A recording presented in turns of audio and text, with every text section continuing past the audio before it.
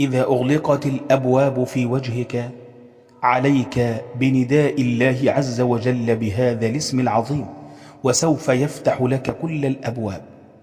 وقبل أن نتعرف عليه رجاء زينوا التعليقات بكثرة الصلاة والسلام على الحبيب النبي صلى الله عليه وسلم، فمن صلى عليه صلاة صلى الله عليه بها 10. أحباب الكرام، اعلموا أن أصعب الأبواب المغلقة يفتحها الله عز وجل، وأكبر عدد من الأبواب المغلقة يفتحها الله عز وجل. قد يغلق عليك باب الرزق تسعى من دون فائدة، وكلما طرقت بابا أغلق في وجهك، وكلما اتجهت جهة سدت في وجهك، تقع في حيرة.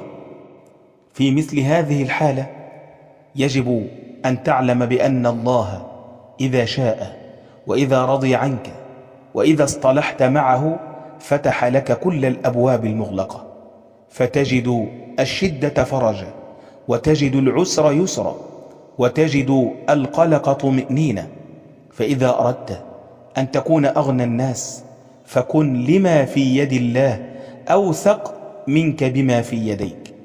أحيانا يغلق باب الزواج فتخطب مرة ومرة ومرة، وكلما اهتديت إلى فتاة أعجبتك رفضوا الزواج منك، فكلما تيسر أمر تعسر أمر آخر.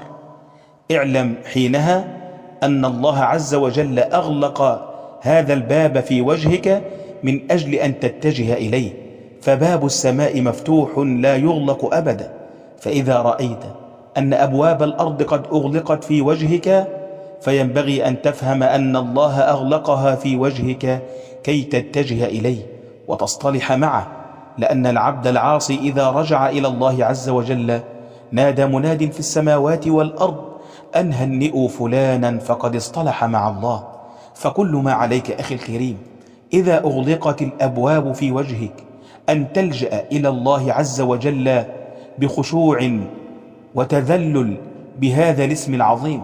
قل يا فتاح اللهم افتح لي الأبواب، اللهم افتح لي أبواب رحمتك، وسوف يجبر الله عز وجل بخاطرك ويفتح لك كل الأبواب المغلقة.